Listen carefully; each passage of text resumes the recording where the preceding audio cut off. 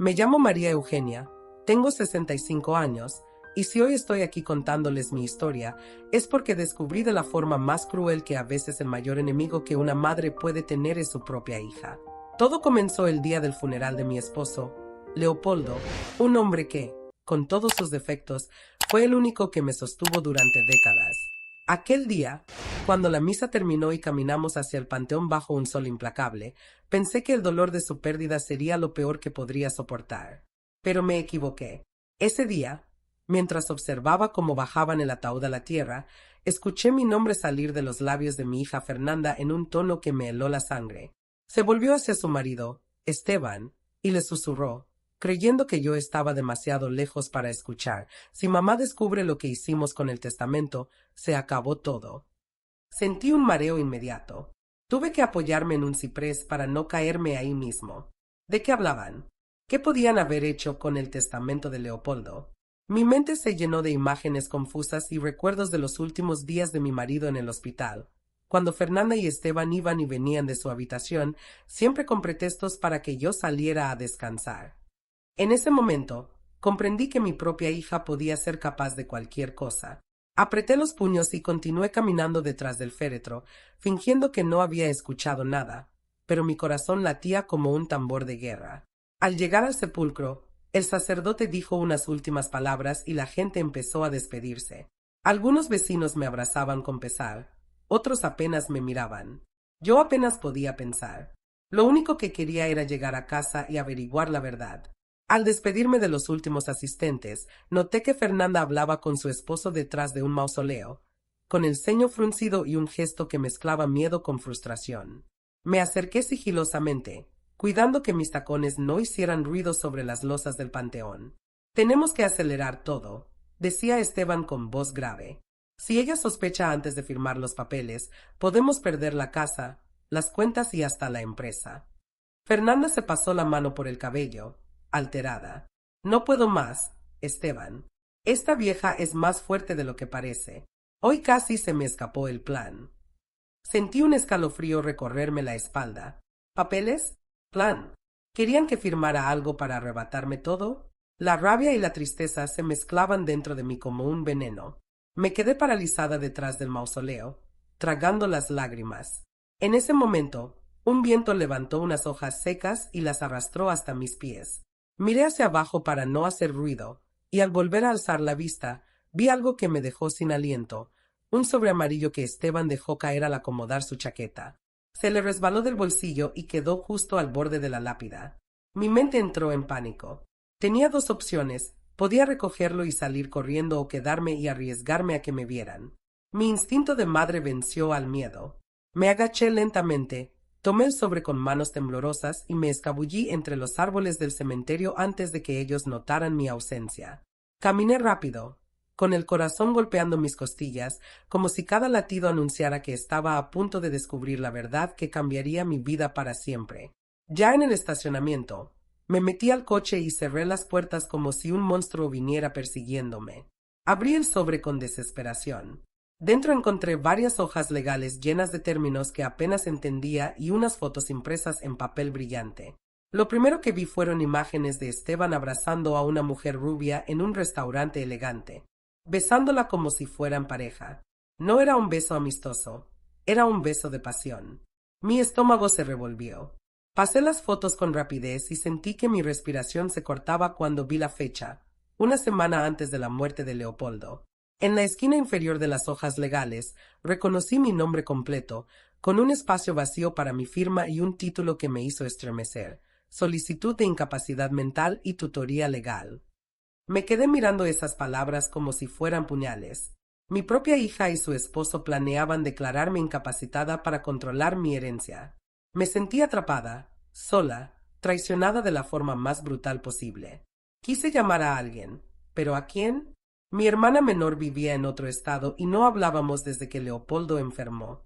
Mis amigas de la iglesia eran buenas personas, pero ninguna podría ayudarme en algo tan serio. Mientras pensaba en todo esto, vi a través del retrovisor cómo Fernanda y Esteban salían del cementerio, mirando a su alrededor como si buscaran algo o a alguien. Bajé la cabeza, conteniendo la respiración. Me di cuenta de que estaba empezando un juego peligroso en el que tendría que luchar con cada gramo de fuerza que me quedaba. Me prometí a mí misma que no firmaría nada sin entenderlo por completo y que haría lo posible por proteger el legado que Leopoldo y yo habíamos construido con tantos sacrificios. Pero también supe en ese instante que cualquier paso en falso podría costarme no solo mis bienes, sino mi libertad, mi salud e incluso la relación con la única persona que todavía me daba esperanza, mi nieta Camila.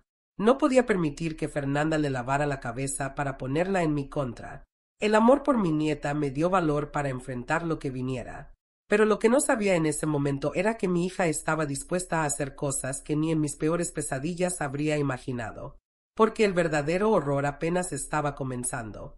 Nunca imaginé que la noche después del funeral de Leopoldo sería la más larga y aterradora de mi vida. Me encerré en mi habitación apenas llegué a casa, aún con el sobre amarillo en la mano, como si sostuviera una bomba a punto de estallar.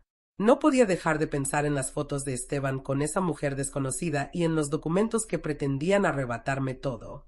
Cada vez que cerraba los ojos, escuchaba la voz de mi hija diciendo que necesitaban que yo firmara antes de que sospeche. Me sentía atrapada, como un animal acorralado. Tenía que actuar, pero no sabía cómo ni en quién podía confiar. Fue entonces cuando escuché un leve golpe en la puerta principal. Eran casi las 11 de la noche. Mi corazón se detuvo por un segundo. Caminé en puntas de pie hasta el pasillo y me asomé por la ventana lateral. Mi nieta Camila estaba parada ahí afuera, con los ojos enrojecidos y abrazando su mochila como si fuera su único refugio. Abrí la puerta rápido y la jalé hacia adentro. La abracé tan fuerte que pensé que la iba a romper, pero ella no protestó. Al contrario, se aferró a mí como si su vida dependiera de eso. Le pregunté qué hacía ahí a esa hora, y entre sollozos me confesó que había escuchado a su mamá y a Esteban discutiendo. Decían que si no firmas mañana mismo, te van a llevar a un lugar donde nadie podrá visitarte, me dijo con la voz rota. Sentí un calor subirme desde el estómago hasta la cabeza. La rabia mezclada con el miedo me sacudió. Camila se veía tan pequeña e indefensa en mi sala. Pensé que, aunque era solo una niña, había tenido el valor de escapar para advertirme. Eso me dio fuerzas. La llevé a mi cuarto y cerré todas las cortinas. Le preparé un chocolate caliente como cuando era más pequeña. Mientras bebía, me contó que su mamá le prohibió contarle a nadie sobre el plan. Abuela, tengo miedo, me susurró. No quiero que te pase nada. Acaricié su cabello con ternura. En ese momento supe que, aunque no tenía a nadie más, tenía a Camila y que debía protegerla a toda costa. Sin embargo, no podía quedarme de brazos cruzados. Necesitaba un plan. Busqué en mi vieja agenda el número de don Tomás, el abogado de confianza de Leopoldo y mío desde hace más de 20 años. Recé para que no se hubiera jubilado o cambiado de teléfono. Marqué y esperé con el corazón en un puño. Después de unos tonos interminables, una voz grave y conocida contestó: licenciado Tomás Ruiz. Le expliqué rápidamente lo que había descubierto, que mi hija quería declararme incapacitada y que temía que algo peor pudiera pasarme. El abogado me pidió que me calmara y que no firmara absolutamente nada. Dijo que prepararía todo para reunirse conmigo temprano a la mañana siguiente, en su oficina, y que llevara conmigo cualquier prueba que tuviera. Colgué con una mezcla de alivio y temor. Afuera, la noche seguía oscura y silenciosa, pero dentro de mi pecho una tormenta rugía.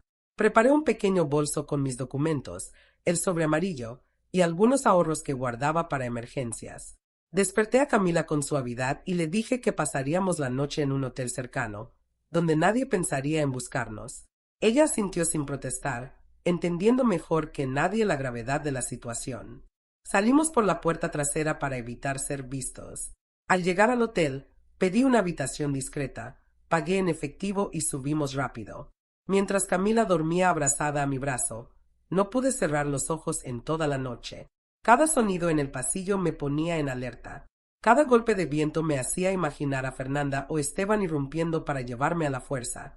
Al amanecer, me sentía exhausta pero decidida. Me aseguré de que Camila se vistiera y desayunara algo antes de partir. Caminamos hasta la oficina del licenciado Tomás, ubicada en un viejo edificio de piedra en el centro de Guadalajara. La recepcionista, una mujer mayor que me conocía de años atrás, nos hizo pasar enseguida. Al entrar, Vi a don Tomás detrás de su escritorio de madera oscura. Su mirada seria se suavizó al verme con Camila de la mano. María Eugenia, qué gusto verla, aunque lamento que sea en estas circunstancias, dijo con voz pausada. Me senté frente a él y vacié el contenido del bolso sobre el escritorio. Tomás revisó cada foto y documento con detenimiento, frunciendo el ceño cada vez más. Esto es grave, murmuró finalmente, pero no imposible de resolver. Me explicó que Fernanda y Esteban solo podrían declararme incapacitada si un médico evaluado por un juez lo certificaba, y que cualquier documento firmado bajo coacción sería nulo. Sin embargo, si lograban que firmara, podrían usarlo como argumento para alejarme de mis bienes y hasta de Camila. Mientras hablábamos, don Tomás sacó un pequeño grabador y me pidió que relatara en detalle todo lo que había escuchado y visto desde el funeral. Su testimonio puede ser clave si intentan actuar rápido en su contra, me aseguró. Comencé a hablar con voz temblorosa, pero poco a poco la ira me devolvió la claridad. Conté cada palabra que escuché en el panteón, como encontré el sobre y lo que Camila había presenciado en casa. Cuando terminé, don Tomás guardó el grabador y me miró a los ojos. No estás sola, María Eugenia, pero debe mantenerse alerta y no regresar a su casa por ahora. Les llevará tiempo a Fernanda y Esteban darse cuenta de que no está en casa. Usemos eso a nuestro favor. Mientras me preparaba para salir, le pregunté si creía que Fernanda sería capaz de lastimarme físicamente. Él guardó silencio unos segundos antes de responder. He visto cosas terribles cuando hay herencias de por medio, dijo con un tono que me heló el alma, y su hija ya cruzó límites que la mayoría jamás consideraría. Caminé hacia la salida con Camila tomada de mi mano, sintiendo que el piso bajo mis pies se hacía cada vez más frágil. No sabía exactamente qué haría a continuación, pero entendí que si quería sobrevivir a la tormenta que se avecinaba, debía mantenerme más fuerte y decidida que nunca. Nunca pensé que el silencio de una casa pudiera ser tan aterrador como cuando volví a la mía unas horas después de hablar con don Tomás. La puerta principal estaba entreabierta, algo que jamás hubiera dejado así. El corazón me palpitaba con fuerza mientras empujaba la puerta despacio. El olor a café frío me golpeó primero, mezclado con un perfume fuerte que reconocí de inmediato, el de Fernanda. La casa estaba en completo desorden. Cajones abiertos, papeles tirados por el suelo, y las fotos de familia arrancadas de las paredes. Mi piel se erizó. Alguien había buscado algo, y lo había hecho con desesperación. ¿Sería posible que Fernanda ya supiera que me había llevado el sobre amarillo? ¿O acaso buscaban otros documentos que creyeron que escondía en casa? Caminé con cuidado entre los objetos caídos, intentando no hacer ruido. No quería que Camila viera el desastre, así que la dejé en la recepción del hotel mientras volvía para recoger ropa y algunos recuerdos importantes. Al llegar a mi recámara, me encontré la cama hecha trizas, las sábanas arrancadas, los colchones volcados. El viejo joyero de madera, regalo de bodas de mi madre, estaba vacío y tirado en el piso. Sentí que una parte de mí moría al ver mis recuerdos profanados de esa manera. En ese momento, un pensamiento oscuro cruzó mi mente. Si eran capaces de destruir la casa de su propia madre, ¿qué no serían capaces de hacerme a mí? Aún así, debía mantener la cabeza fría. Me arrodillé en el piso y comencé a buscar lo único que me quedaba por rescatar. Un pequeño álbum de fotos de Camila cuando era bebé, un reloj que había pertenecido a mi esposo y unos documentos que guardaba escondidos bajo una loseta floja. Cuando terminé de recoger las pocas cosas que pude salvar, escuché el ruido de un coche estacionándose frente a la casa. Mi corazón se detuvo. Miré por la cortina. Era Fernanda, bajando del auto con el ceño fruncido y el celular pegado a la oreja. No tenía tiempo que perder. Salí corriendo por la puerta trasera y me metí en el callejón que conecta con la avenida principal. Corrí como no lo hacía desde que era joven, con el miedo dándome alas, hasta llegar a la esquina donde un taxi esperaba en el semáforo. Me lancé a la calle, casi siendo atropellada. El taxista frenó de golpe, insultándome con palabras que apenas escuché. Abrí la puerta y me metí sin dudar. Por favor, lléveme al Hotel Imperial, rápido, le rogué mientras me acurrucaba en el asiento, temblando. En el camino, mi mente iba a 1000 por hora. ¿Cómo había sabido Fernanda que volvería a casa? ¿Me habían seguido desde la oficina de don Tomás? ¿O acaso tenían a alguien vigilándome? Cada posibilidad era más aterradora que la anterior. Al llegar al hotel, Subí directo a la habitación y encontré a Camila dormida, abrazada a su osito de peluche. La observé en silencio, pensando en lo injusto que era que una niña tan buena tuviera que pasar por semejante pesadilla. Me senté en el borde de la cama, acariciándole el cabello, y me prometí de nuevo que no permitiría que le hicieran daño. Llamé a don Tomás para contarle lo que había encontrado en casa. Su voz sonaba más grave que nunca. María Eugenia, esto confirma que están desesperados. Debemos adelantarnos a cualquier movimiento legal que intenten, me dijo con urgencia. Me pidió que al día siguiente por la mañana me reuniera con él en el juzgado para dejar constancia de los hechos. Necesitamos su testimonio y la evidencia para abrir un proceso de protección legal. Si no actuamos ya, podrían intentar mover influencias para acelerar el trámite de incapacidad, advirtió. Asentí, aunque él no podía verme. Sabía que estaba en una carrera contrarreloj. Esa noche apenas dormí. Cada ruido en el pasillo del hotel me hacía sobresaltarme. Soñé que Fernanda entraba a la habitación con un cuchillo, que Esteban me arrastraba por el piso mientras Camila gritaba. Desperté varias veces sudando frío, y cada vez que abría los ojos, miraba a mi nieta para asegurarme de que seguía ahí. Al amanecer, me forcé a levantarme. Preparé a Camila lo mejor que pude con la poca ropa que había podido rescatar. Bajamos a la recepción y pedí un coche de aplicación para llevarnos al centro. Mientras esperábamos, recibí un mensaje de un número desconocido. No creas que puedes huir para siempre. Firmarás esos papeles, te guste o no. El celular casi se me cae de las manos. El conductor llegó justo a tiempo para salvarme de un ataque de pánico. Durante el trayecto, miré por la ventana las calles de Guadalajara despertando al nuevo día. Las personas caminaban apuradas rumbo a sus trabajos, los niños iban uniformados a la escuela, todo parecía tan normal. Me dolió que mi mundo se hubiera convertido en un infierno mientras la vida seguía su curso allá afuera, indiferente. Camila me tomó la mano y me sonrió con ternura. En ese gesto encontré un rayo de esperanza que me ayudó a recuperar fuerzas. Sabía que debía mantenerme firme. Debía ser más astuta que Fernanda y Esteban, aunque eso significara convertirme en una versión de mí que nunca quise ser. Al llegar al juzgado, don Tomás ya nos esperaba en la entrada. Vestía su traje gris oscuro y sostenía un portafolio negro. Me abrazó con calidez y juntos entramos al edificio. El eco de nuestros pasos en los pasillos me hizo sentir como si caminara hacia el cadalso. Me pidieron mi identificación y nos guiaron a una pequeña sala donde un secretario judicial tomaría mi declaración. Mientras acomodaba mis papeles, sentí un nudo en la garganta. Sabía que cada palabra que dijera ahí podría hacer la diferencia entre mantener mi libertad o perderlo todo. Pero justo antes de comenzar, una oficial entró apresurada y susurró algo al oído del secretario. Este alzó la vista con una expresión seria y me dijo: «Doña María Eugenia, su hija acaba de presentar una denuncia contra usted. Afirma que usted la amenazó con un cuchillo y que está fuera de sus cabales». Sentí que el piso se abría bajo mis pies cuando escuché al secretario judicial pronunciar esas palabras. ¿Cómo podía mi propia hija atreverse a mentir así? Me aferré al brazo de don Tomás para no desmayar. El secretario continuó, con voz neutra: «La denuncia se presentó hace una hora. Ella asegura que usted perdió el control, la agredió y amenazó con un cuchillo.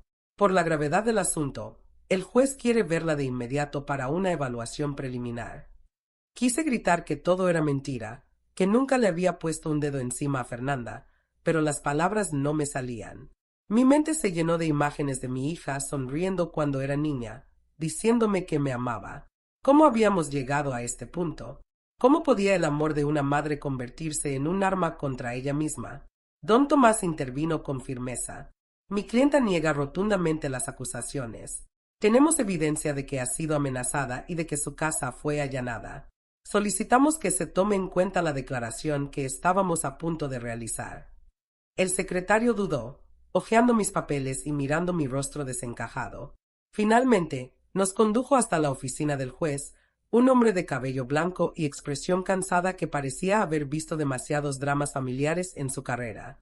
Me hizo sentar frente a él y me observó con atención.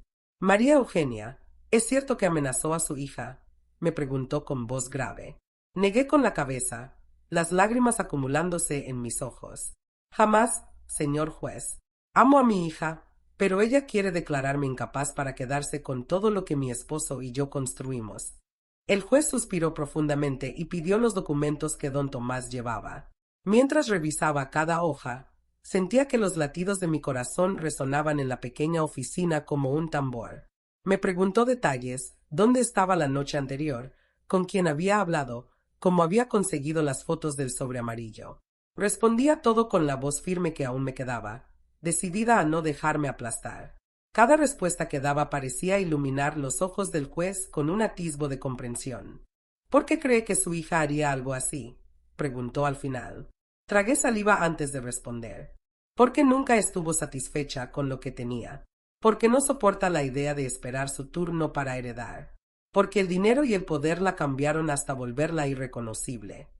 Justo cuando creí que el juez empezaba a inclinarse a mi favor, la puerta se abrió de golpe y Fernanda entró como un huracán. Vestía un traje de lino blanco impecable, con el maquillaje perfecto, pero el brillo en sus ojos delataba su rabia contenida. «Señor juez», exclamó con una voz entre temblorosa y teatral, «mi madre necesita ayuda. No está bien. Anoche me atacó con un cuchillo, me gritó cosas horribles. Estoy muy preocupada por ella, por mi hija, todos estamos en peligro». Miré al juez con desesperación, pero éste levantó una mano para indicarme que guardara silencio. Fernanda se arrodilló dramáticamente frente a él, dejando escapar algunas lágrimas perfectamente medidas. «No quiero que termine en un manicomio, solo quiero que reciba tratamiento». Por un segundo, el juez pareció conmovido. Pero don Tomás se adelantó y entregó la grabación de mi testimonio junto con las fotos de Esteban con otra mujer y el documento de incapacidad que pretendían que yo firmara. «Señor juez, mi cliente estaba dispuesta a declarar voluntariamente cuando fue notificada de esta denuncia. Aquí tiene pruebas de que es víctima de un intento de fraude». El juez examinó la carpeta con seriedad. Mientras la abría, Fernanda me lanzó una mirada cargada de odio puro, como si quisiera quemarme viva con sus ojos. Por dentro, me repetí que no debía dejar que me viera débil. Tras unos minutos eternos, el juez habló. «Esto es muy serio. Necesito tiempo para analizar la evidencia antes de tomar una decisión. Mientras tanto, se prohíbe que ambas partes se acerquen entre sí a menos de 100 metros hasta nueva orden». Mi corazón dio un vuelco. Al menos no podrían llevarme a la fuerza a ningún lugar, ni yo estaría obligada a ver a Fernanda. Pero eso también significaba que no podría regresar a mi casa. Fernanda puso cara de alivio, como si ya hubiera ganado.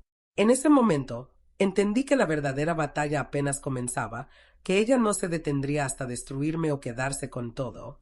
Al salir del juzgado, don Tomás me sugirió quedarme en un lugar seguro. Me recomendó un pequeño departamento amueblado que pertenecía a un amigo suyo, un sitio discreto donde nadie pensaría en buscarme. Acepté sin pensarlo 2 veces. Pasamos por el hotel a recoger a Camila, quien se alegró de verme pero enseguida notó mi rostro pálido. «Abuela, ¿estás bien?», preguntó con voz temblorosa. La abracé con todas mis fuerzas. «Sí, mi niña, pero tenemos que ser muy valientes ahora». En el coche hacia el nuevo refugio, don Tomás nos explicó que en las próximas horas él presentaría una denuncia formal por allanamiento y amenazas en contra de Fernanda, usando como evidencia el sobre amarillo, mi testimonio y la grabación.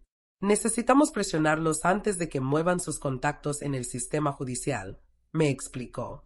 Llegamos al departamento, un lugar pequeño pero acogedor, con paredes de color crema y un aroma a madera limpia que me dio un poco de paz. Camila se instaló en el sofá, viendo caricaturas para distraerse, mientras yo me senté en la mesa del comedor con don Tomás. «María Eugenia, esto no será fácil, pero usted tiene algo que su hija no, la verdad. Y yo estaré a su lado hasta el final», dijo tomándome la mano. Una chispa de esperanza se encendió dentro de mí. Sin embargo, cuando miré mi celular, lo que vi me hizo comprender que la guerra apenas comenzaba. Un nuevo mensaje anónimo que decía «Sabemos dónde estás. Esto no ha terminado». Pensé que nada podría asustarme más que la amenaza de mi propia hija, pero el mensaje que apareció en mi celular aquella noche me hizo temblar como una niña. «Sabemos dónde estás. Esto no ha terminado». Las palabras brillaban en la pantalla como si fueran fuego. Sentí un sudor frío bajar por mi espalda. Miré alrededor del pequeño departamento donde Camila dormía profundamente. Las sombras que proyectaban las luces de la calle en las paredes me parecieron de pronto siniestras, como si ocultaran a alguien acechando en la oscuridad. Llamé de inmediato a don Tomás para contarle del mensaje. Me pidió que respirara hondo y que no hiciera ninguna locura. Esto busca desestabilizarla, María Eugenia. Pero demuestra que están desesperados. No vamos a dejarnos intimidar, me aseguró con voz firme. Me senté en la cama, abrazando mis rodillas. Por un momento, pensé en rendirme, en llamar a Fernanda y rogarle que parara todo esto. Pero en el mismo instante, recordé su mirada llena de desprecio en el juzgado y comprendí que no había vuelta atrás. Esto no era un simple malentendido. Era una lucha por mi dignidad, por mi libertad y por el futuro de Camila. No podía abandonar. A la mañana siguiente, mientras preparaba un café cargado para mantenerme en pie, noté a un hombre sentado en un coche oscuro estacionado frente al edificio. Fingí normalidad mientras observaba por la ventana. Cada vez que lo miraba, él fingía revisar su celular, pero no se movía. ¿Era un detective privado contratado por Fernanda? ¿O alguien más peligroso? Mi mente no dejaba de imaginar escenarios cada vez peores. Decidí que no podía quedarme escondida esperando el siguiente golpe. Necesitaba pruebas contundentes para demostrar ante el juez y ante cualquiera que yo estaba siendo víctima de un complot. Llamé a don Tomás y le propuse revisar todas las grabaciones de las cámaras de seguridad de mi casa. Mi esposo había instalado un sistema años atrás para protegerme, y aunque no era de última generación, las cámaras del patio y del recibidor podrían haber captado a Fernanda o Esteban entrando ilegalmente. Con ayuda de un técnico recomendado por el abogado, recuperamos el disco duro donde se almacenaban los videos. Cuando lo conectamos a la laptop de don Tomás, las imágenes que aparecieron me helaron la sangre.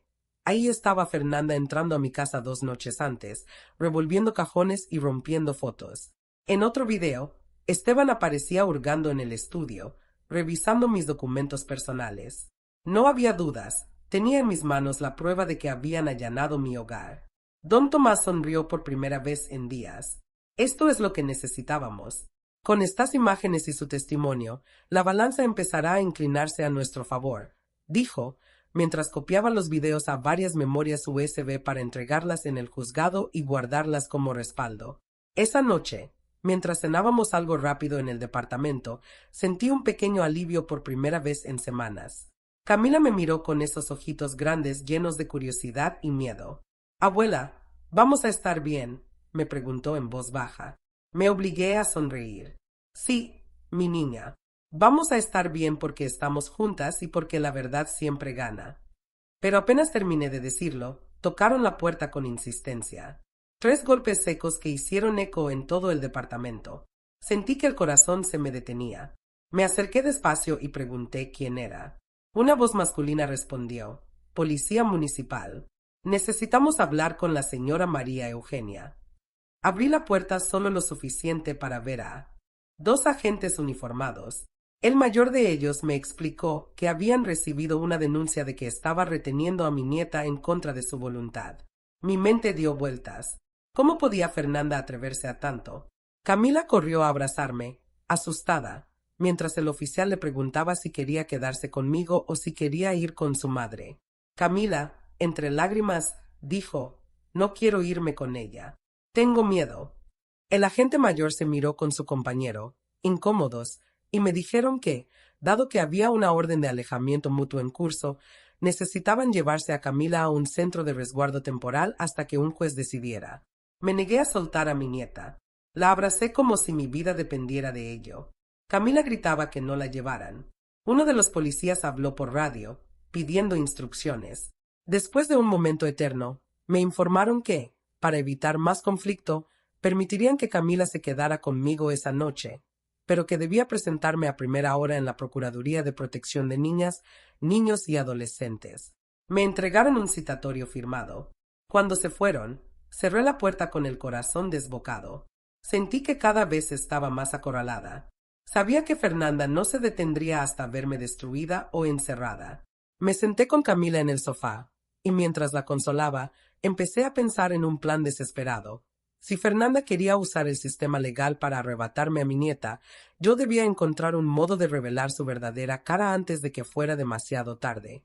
No pude dormir un solo minuto esa noche, con el citatorio sobre la mesa como una bomba a punto de estallar y el miedo a que en cualquier momento alguien irrumpiera en el departamento para arrancarme a Camila de los brazos.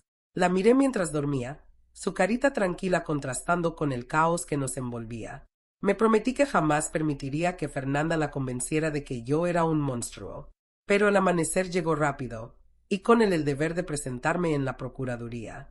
Preparé a Camila, le trencé el cabello como cuando era pequeña y le prometí que pasara lo que pasara, la amaba más que a mi propia vida. Salimos del departamento con el estómago hecho un nudo y un cielo gris que parecía presagiar desgracias. Cada paso hacia el auto me pesaba como si arrastrara cadenas. Al llegar a la procuraduría, el ambiente era frío y burocrático. Los pasillos estrechos y las paredes descascaradas me hicieron sentir aún más vulnerable. Nos hicieron pasar a una pequeña oficina con una mesa de fórmica y un ventilador que apenas movía el aire viciado. Una trabajadora social, de gesto serio pero no hostil, nos pidió que nos sentáramos. A los pocos minutos, Fernanda llegó acompañada de un abogado joven que la seguía como un perrito faldero. Mi hija se sentó al otro lado de la mesa. Me lanzó una mirada cargada de veneno y luego se volvió hacia Camila con una sonrisa tan falsa que me revolvió el estómago. Mi amor, ven con mamá. Ya terminó esta pesadilla, dijo con voz melosa. Camila, sin soltar mi mano, escondió su carita en mi hombro. No quiero ir contigo, respondió con un hilo de voz. La trabajadora social nos pidió silencio y comenzó a leer el expediente que habían abierto de oficio tras la denuncia de Fernanda. Enumeró las acusaciones: retención ilegal de menor, posible maltrato psicológico, incapacidad mental para ejercer custodia. Cada palabra retumbaba en mi mente como un martillazo. Intenté mantenerme firme mientras don Tomás, a mi lado, pedía que se incorporara como prueba la evidencia de los videos que mostraban a Fernanda y Esteban allanando mi casa. La trabajadora social accedió a recibir la memoria USB y prometió que sería revisada por el juez de lo familiar, pero advirtió que el proceso llevaría días y mientras tanto debían decidir dónde estaría Camila. En ese momento sentí que todo se iba a derrumbar. De pronto, Camila se levantó de su silla, con lágrimas cayendo por sus mejillas, y gritó: «No quiero ir con mi mamá. Ella y Esteban me gritan cuando nadie los ve. Me dicen que la abuela está loca, que va a morirse pronto. Pero mi abuela no está loca. Ella me cuida. No quiero irme con ellos». La sala quedó en un silencio sepulcral. La trabajadora social parpadeó varias veces, visiblemente impactada. Fernanda intentó interrumpir con un sollozo fingido, pero la mujer le ordenó callar. «Necesito entrevistar a la niña en privado», dijo, llevándose a Camila de la mano a una sala contigua. Me quedé sentada al borde del abismo, sintiendo que la vida entera pendía de un hilo. Fernanda me miró con furia, susurrando entre dientes: «Me las vas a pagar, vieja loca». Media hora después, la trabajadora social regresó con Camila tomada de la mano. Su expresión era distinta. Ya no solo era profesionalidad, también había compasión en sus ojos. Dado lo que la menor ha manifestado, y la evidencia preliminar, recomendaré al juez que permanezca con la señora María Eugenia hasta que se aclare la situación, anunció con voz firme. Fernanda se puso de pie de golpe, golpeando la mesa con la palma abierta. «Esto es una injusticia. Mi madre está manipulando a mi hija», gritó, perdiendo la compostura. Su abogado intentó calmarla, pero ella empujó su silla y salió de la oficina dando un portazo que retumbó por todo el pasillo. Me desplomé en mi asiento, sintiendo las piernas de gelatina. Miré a Camila, quien se abrazó a mí con tanta fuerza que casi me rompe las costillas. Don Tomás aprovechó el momento para advertir a la trabajadora social que mi hija estaba usando tácticas de hostigamiento y violencia psicológica y que temíamos por nuestra seguridad. Ella tomó nota y prometió solicitar al juez medidas de protección urgentes. Salimos de la procuraduría con el sol ya alto en el cielo, pero lejos de sentir alivio, me invadió una sensación de vulnerabilidad más grande que nunca. Sabía que Fernanda había cruzado un límite del que no regresaría. De camino al departamento, don Tomás me sugirió que buscáramos algún detalle más que pudiera reforzar nuestra defensa. Recordé entonces que en la caja fuerte del despacho de Leopoldo había un sobre que él mismo había guardado antes de morir, diciéndome que solo lo abriera si algún día todo se complicaba demasiado.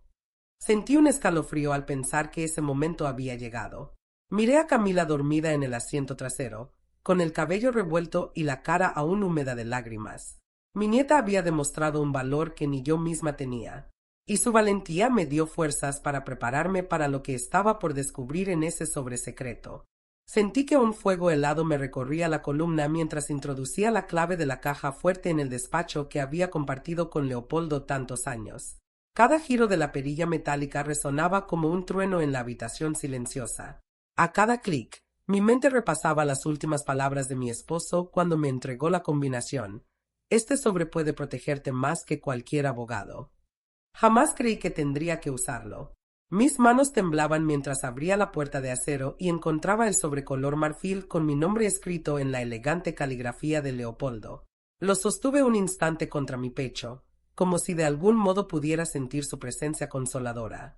Pero cuando respiré hondo y lo abrí, comprendí que el contenido cambiaría mi vida para siempre. Dentro encontré un documento notariado que detallaba la compra de la casa familiar y la creación de un fideicomiso irrevocable en el que se especificaba que, si algo me sucedía, el patrimonio pasaría directamente a Camila y nadie más podría reclamarlo. Leopoldo había incluido un anexo con su testimonio escrito, donde relataba cómo Fernanda había intentado manipularlo durante sus últimos meses de vida para que cambiara el testamento a su favor. Mi amor, comenzaba la carta, si estás leyendo esto es porque temía que llegara el día en que nuestra propia hija te traicionara. No sé en qué fallamos como padres, pero quiero que sepas que hice todo lo posible para protegerte a ti y a nuestra nieta. Las lágrimas comenzaron a empañar mi vista, pero seguí leyendo, aferrada a cada palabra como si fueran oxígeno. En la carta, Leopoldo contaba que había descubierto la infidelidad de Esteban meses antes de morir y que Fernanda lo había amenazado con alejar a Camila de nosotros si él no accedía a modificar el testamento. Había contratado a un investigador privado que consiguió pruebas de los encuentros de Esteban con su amante, así como registros de transferencias bancarias que demostraban que Fernanda había vaciado parte de las cuentas de la empresa familiar.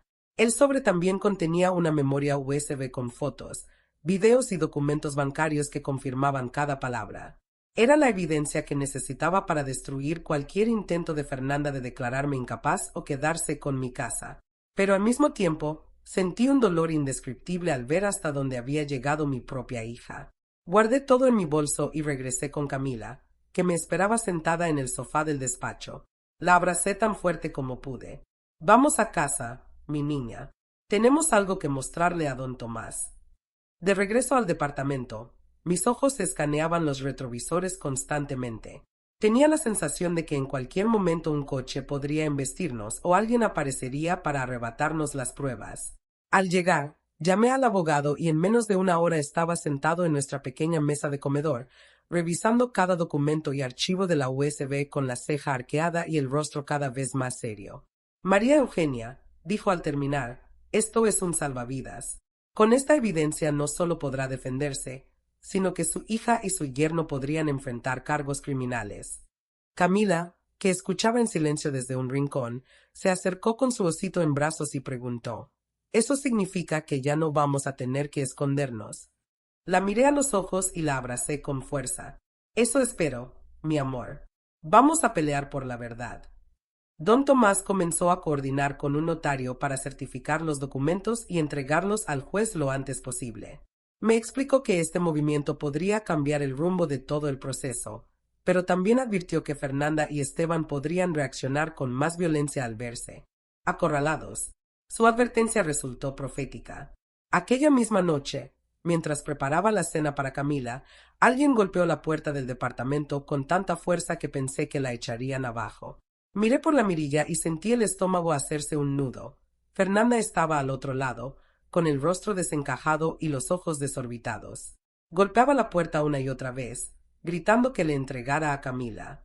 «No tienes derecho a quedarte con ella. Eres una vieja enferma. A Brano llamaré a la policía y les diré que secuestraste a mi hija». Camila comenzó a llorar detrás de mí, cubriéndose los oídos para no escuchar los gritos. Saqué el celular con manos temblorosas y llamé al 911, rogando que llegaran rápido. Mientras tanto, don Tomás, que aún no se había ido, tomó un bate de béisbol que estaba detrás de la puerta, dispuesto a protegernos si Fernanda lograba entrar. Los minutos se hicieron eternos hasta que escuchamos la sirena de una patrulla. Fernanda salió corriendo por las escaleras como un animal herido, pero un oficial la interceptó en el estacionamiento. Camila y yo nos abrazamos llorando mientras dos policías subieron para preguntarnos qué había sucedido. Les mostré la orden de protección temporal que nos habían dado en la Procuraduría y detallé el ataque de Fernanda. Los agentes tomaron nota y nos aseguraron que redactarían un informe para el juez. Aquella noche, mientras la calma regresaba poco a poco, comprendí que el sobre de Leopoldo no solo contenía pruebas, también llevaba el mensaje más claro de todos. Él seguía cuidándonos, incluso después de la muerte. Pensé que la noche anterior había sido el clímax del horror, pero desperté con la noticia que me demostró que aún no había tocado fondo. Fernanda había sido liberada después de pasar solo unas horas detenida por alterar el orden público, y lo primero que hizo fue convocar a una rueda de prensa. Vi la transmisión en vivo desde el departamento. Fernanda apareció frente a las cámaras con un vestido sobrio y maquillaje cuidadosamente corrido para simular lágrimas. Con voz temblorosa, afirmó que yo la había difamado, que estaba manipulando a Camila para que la odiara y que era una mujer desequilibrada que debía ser internada para su propio bien y el de todos. Escucharla distorsionar la realidad con tanta frialdad me llenó de un asco indescriptible. Lo peor fue cuando mostró una foto mía, tomada el día del funeral, en la que aparecía descompuesta por el llanto. La usó como prueba de mi supuesta inestabilidad mental. «Esta es la mujer que retiene a mi hija», dijo con voz dramática. Me quedé paralizada frente al televisor. Sabía que mucha gente creería sus mentiras porque era más fácil aceptar la historia de una hija preocupada que la de una madre mayor supuestamente enloquecida. Don Tomás llegó minutos después, con el ceño fruncido y una carpeta bajo el brazo. «Esto ya se convirtió en una guerra mediática», dijo al verme. «Si no respondemos rápido, ganará terreno con la opinión pública y eso puede influir incluso en el juez». Nos sentamos a la mesa mientras Camila jugaba en el piso con su osito, ajena a la magnitud del ataque que enfrentábamos. Don Tomás me explicó que era hora de exponer la verdad. Me mostró un plan detallado para convocar a una conferencia donde presentaría las pruebas que Leopoldo había dejado, los videos del allanamiento, las transferencias bancarias sospechosas y el testimonio escrito que revelaba las amenazas de Fernanda. Al principio dudé. No me gustaba la idea de ventilar los secretos familiares en público, pero comprendí que Fernanda ya había cruzado esa línea. Callar solo me haría parecer más culpable. «Es nuestra única oportunidad de recuperar el control de la narrativa», insistió el abogado. Con el corazón encogido, acepté. Esa misma tarde, organizamos la conferencia en un pequeño salón de un hotel céntrico. Mientras esperábamos a los periodistas, me sentí más vulnerable que nunca. Pero al ver a Camila sentada en primera fila junto a don Tomás, comprendí que debía ser valiente. Cuando las cámaras se encendieron y los reporteros comenzaron a grabar, respiré profundo y hablé. Conté la verdad sin adornos, como Fernanda y Esteban habían intentado incapacitarme, como entraron a mi casa a escondidas, como manipularon a mi nieta y como el miedo había sido mi único compañero durante semanas. Al final, entregamos a la prensa copias de los documentos, fotos y videos que respaldaban cada palabra. El silencio que quedó en la sala cuando terminé fue ensordecedor. Los periodistas se lanzaron con preguntas. Algunos parecían compadecerse de mí, otros solo buscaban un titular jugoso. Respondí con calma, sabiendo que cada frase debía ser precisa para que no pudieran tergiversarla. Cuando terminó la conferencia, salimos del hotel rodeados de flashes y micrófonos. Me sentí mareada, como si el mundo girara demasiado rápido. Ya en el coche, don Tomás me tomó la mano. «Lo hiciste muy bien, María Eugenia. Ahora la verdad está allá afuera. Será más difícil para ella seguir mintiendo». Pero mientras avanzábamos por la avenida, un coche negro apareció detrás de nosotros, siguiéndonos demasiado de cerca. Intentamos despistarlo tomando calles alternas, pero el coche seguía apareciendo una y otra vez en el retrovisor. La persecución duró varios minutos hasta que logramos perderlo entrando en un estacionamiento subterráneo. Salimos del coche con Camila dormida en mis brazos y subimos al departamento casi corriendo. Aquella noche no apagué las luces. Cada sombra me parecía una amenaza. Cada ruido del edificio me ponía los pelos de punta. Sabía que Fernanda no se detendría solo con palabras. Había decidido exponerla públicamente y eso la haría más peligrosa que nunca. La mañana siguiente, mi celular no dejaba de sonar. Había mensajes de vecinos, conocidos, incluso de antiguos compañeros de la parroquia, algunos expresando su apoyo y otros acusándome de inventar todo para llamar la atención o quedarme con la herencia. Me dolió profundamente ver cómo había personas dispuestas a juzgar sin conocer la verdad. Mientras leía los mensajes, recibí una llamada de un número privado. Contesté y escuché la voz de Esteban al otro lado. Te lo advertimos, María Eugenia. No sabes con quién te estás metiendo. Te vamos a destruir. Colgó antes de que pudiera responder. El miedo me paralizó un instante, pero luego sentí la rabia hervir en mis venas. Por primera vez comprendí que, para sobrevivir, tendría que convertirme en alguien más fuerte de lo que jamás había sido. El día después de la conferencia sentí que había despertado en un campo de batalla. Mi rostro aparecía en todos los noticieros locales, mientras la prensa debatía si era la víctima de una conspiración o una anciana desequilibrada que quería robarle la hija a su propia hija. No podía creer lo rápido que la opinión pública podía volverse un circo. Cada vez que encendía la televisión, escuchaba mi nombre en boca de presentadores que hablaban como si me conocieran, analizando mis gestos y sacando conclusiones absurdas. En redes sociales, la gente estaba dividida. Algunos me defendían, otros me insultaban con una ferocidad que me dejó helada. Me di cuenta de que ya no estaba luchando solo contra Fernanda y Esteban, sino contra un monstruo mucho más grande, la percepción de toda una ciudad. Aquella tarde, mientras don Tomás revisaba los comentarios en línea, llegó un sobre sin remitente a la puerta del departamento. Estaba sellado con cinta adhesiva y, al abrirlo, encontré una foto que me hizo soltar un grito ahogado.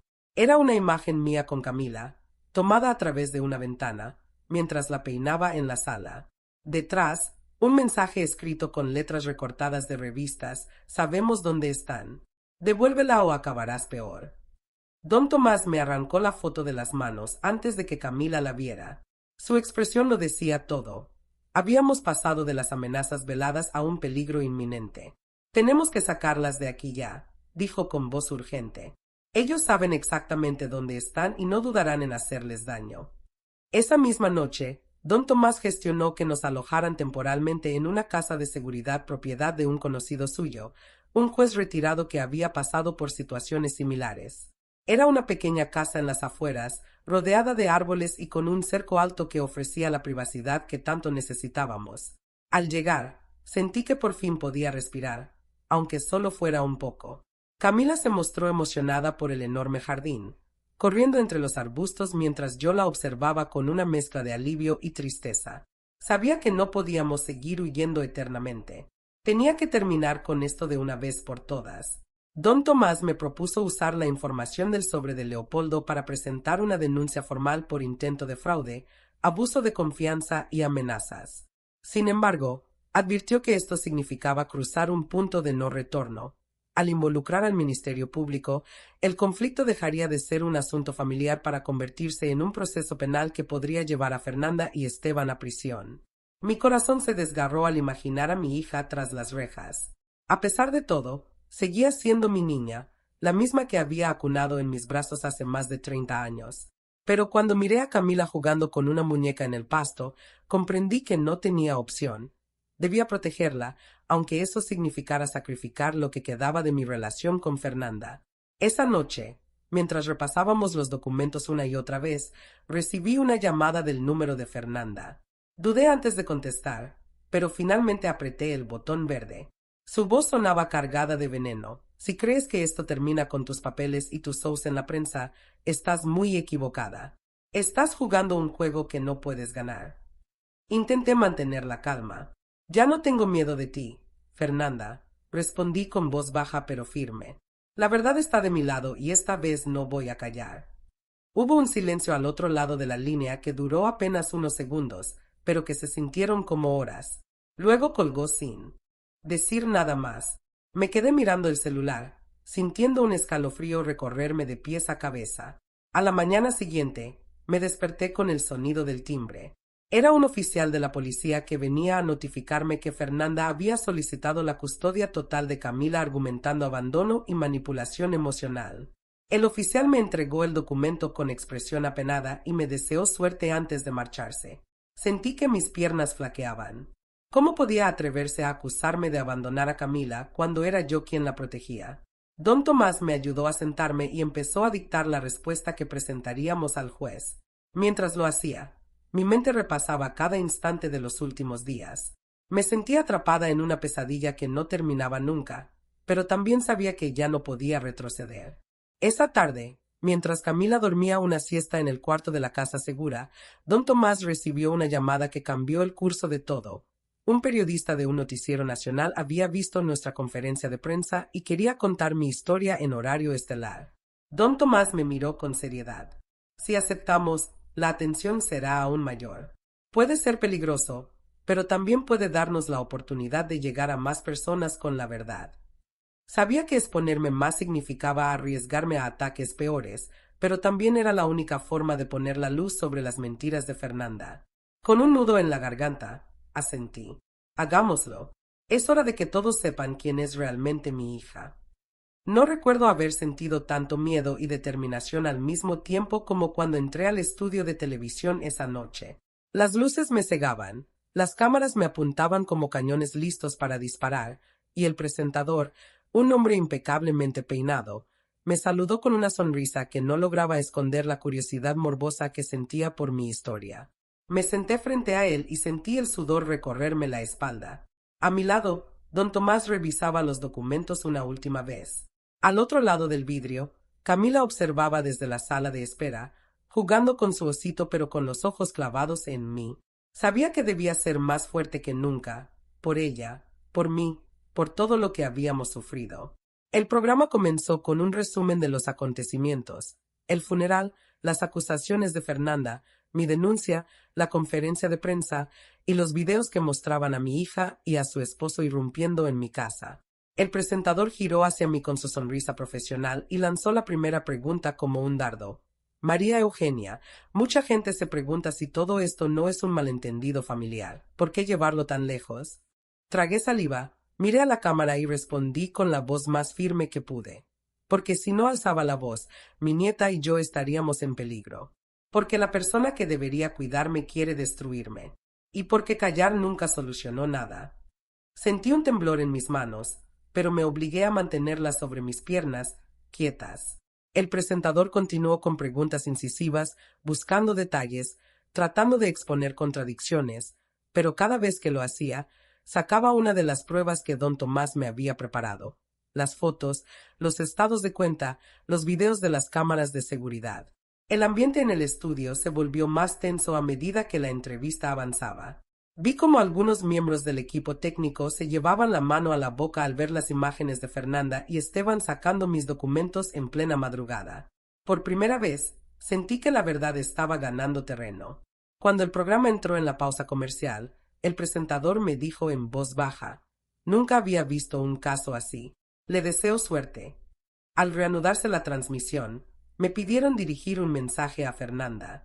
Miré fijamente a la cámara, como si ella estuviera al otro lado, y hablé con el corazón en la mano. «Fernanda, no sé en qué momento perdiste el camino.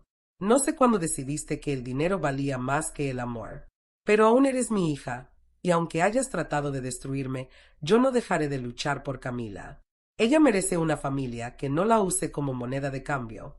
Apenas terminé, me costó contener las lágrimas. El presentador agradeció mi valentía y cerró el programa con un comentario que retumbó en todo el estudio: «Hoy hemos visto que la verdad puede ser más poderosa que cualquier mentira».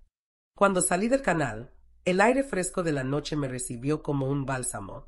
Pero mi alivio duró poco. Al caminar hacia el coche, un desconocido se acercó a paso rápido. Tenía la cabeza baja y las manos en los bolsillos. Mi corazón comenzó a latir como un tambor. Don Tomás me colocó detrás de él instintivamente, mientras el hombre alzaba la vista. Era un mensajero que me entregó un sobre pequeño y desapareció corriendo por la calle oscura. Abrí el sobre con manos temblorosas. Dentro solo había una hoja con 4 palabras escritas a mano: «Esto no ha terminado». Volvimos a la casa segura en silencio. Camila se quedó dormida abrazada a mí en el coche, mientras mi mente repasaba cada paso de la noche. Me sentía más expuesta que nunca, como si la entrevista hubiera encendido un reflector sobre mi vida. Y sin embargo, también supe que ya no podía detenerme. Tenía que ir hasta el final. Esa misma madrugada, mientras don Tomás dormía en el sofá y Camila respiraba pausadamente a mi lado, comencé a repasar los documentos de Leopoldo de nuevo. Entre las hojas, encontré un contrato de compra de un pequeño terreno en las afueras de la ciudad que no recordaba haber visto antes. A mi nombre, firmado y sellado hacía 2 años.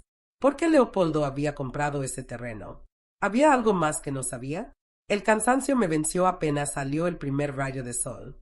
Soñé que caminaba por un sendero rodeado de árboles, siguiendo la voz de Leopoldo que me llamaba entre susurros. Cuando desperté, Camila me miraba con sus grandes ojos marrones. «Abuela, ¿vas a estar bien?», preguntó con un hilo de voz. La abracé con toda mi alma. «Sí, mi niña. Mientras estemos juntas, nada ni nadie podrá separarnos».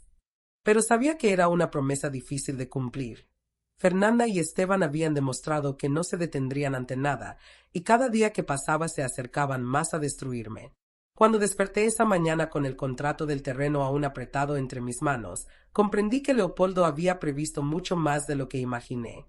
Era como si me hablara desde el más allá, guiándome con las piezas de un rompecabezas que había dejado para mí. Decidí que necesitaba ver ese lugar. Si mi esposo había hecho un movimiento tan misterioso, debía haber tenido un motivo poderoso. Le pedí a don Tomás que me acompañara, y aunque al principio dudó, aceptó cuando le mostré el contrato firmado con fecha y notario.